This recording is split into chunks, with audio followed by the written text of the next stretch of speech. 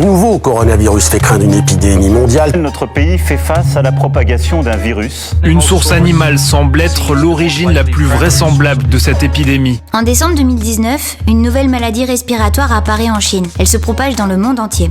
Et une multitude d'informations est diffusée via les médias et les réseaux sociaux. Certaines sont exactes, mais d'autres trompeuses, voire fausses. Et les fausses idées se répandent autant que les autres, si ce n'est plus. Pour comprendre pourquoi, le mieux est d'interroger un sociologue. Direction l'Université de Paris, où travaille Gérald Bronner, chercheur et professeur, spécialiste des croyances collectives et de la manière dont les idées, les rumeurs, se diffusent. Je l'appelle. Bonjour. Bonjour. Professeur, qu'est-ce qui vous a frappé lors de la pandémie de Covid-19 ? Elle a été entre autres caractérisée par le fait, notamment pendant les périodes de confinement, que nous avons tout simplement consulté plus souvent nos ordinateurs, les réseaux sociaux. Et donc le genre de phénomène qu'on a observé précédemment, avant la pandémie, a été en fait amplifié par cet élément, par cette pandémie. Pourquoi avons-nous autant consulté Internet ? Dans une période de pandémie, c'est évident qu'on va chercher des informations parce qu'on est inquiet. Les êtres humains sont comme ça, ils ont beaucoup de mal à vivre dans une situation d'incertitude, et une situation d'épidémie est une situation particulièrement violente du point de vue de l'incertitude. Donc c'est normal qu'on ait eu un bouillonnement de questions. Y a-t-il un risque à autant consulter ? Le risque dans ces cas-là, c'est que plus il y a d'informations disponibles, c'est exactement le cas sur Internet, il y a énormément d'informations disponibles, et bien plus la chance ou la possibilité pour nous d'aller chercher une information qui va nous rassurer ou qui va dans le sens de nos croyances ou de nos espoirs, va être grande. Nous allons avoir tendance à vouloir croire des choses que nous avons envie d'être vraies. Nous sommes tous comme ça. Il nous arrive de croire à des choses bizarres, d'être crédules, parce que nous avons envie qu'elles soient vraies. C'est donc que nous sommes stupides ? Alors, être crédule ne signifie pas être stupide. Loin s'en faut, en fait. Par exemple, croire que ceci est efficace parce qu'on a envie de le croire vrai.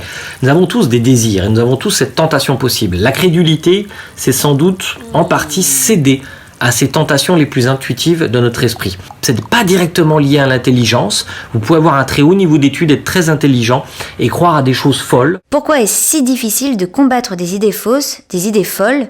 Par exemple, des théories du complot. Dans les théories du complot, ceux qui diffusent ce genre de croyances nous font remarquer ou attirent notre attention sur des coïncidences, c'est-à-dire des événements qui sont arrivés en même temps. Et eux considèrent que ça ne peut pas être une coïncidence. C'est-à-dire qu'ils confondent des événements qui arrivent en même temps avec des événements qui seraient causés l'un par l'autre, vous voyez.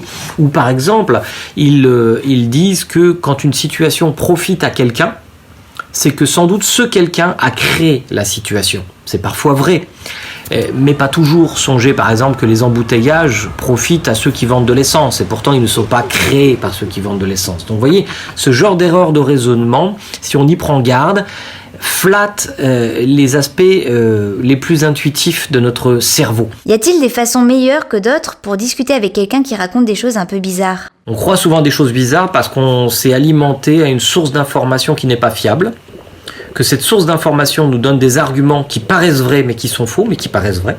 Et puis parce que c'est un peu excitant aussi, vous voyez, ces histoires par exemple de complot, c'est une façon de se sentir un peu plus intelligent que les autres. Donc la première chose à faire, je pense, c'est de ne pas se moquer de votre camarade, parce que cette moquerie, elle va créer une rupture avec lui. Le deuxième point, c'est de l'écouter. Il faut que vous ayez en tête que quand on croit à quelque chose, ça fait un peu partie de notre personnalité. Et donc on y tient. Et si on est confronté à des contradictions incessantes, on a tendance, quelquefois paradoxalement, bizarrement, à renforcer ses croyances. On peut interroger aussi la personne sur ses sources d'information. Tu penses cela ? D'accord, mais où est-ce que tu l'as lu ? Dis-moi, qu'est-ce qui t'a fait penser cela ? Regardons cette source ensemble. Et on peut aussi montrer que cette source d'information, elle n'est pas fiable, parce qu'elle a publié d'autres informations qui n'étaient pas fiables. Bref, faire peu à peu douter de la personne. Très bien, professeur. Merci beaucoup. Au revoir. Au revoir. Dans des cas comme celui d'une nouvelle maladie, nous pouvons être confrontés à des idées parfois contradictoires. Une masse d'informations circule et il n'est pas facile de discerner le vrai du faux.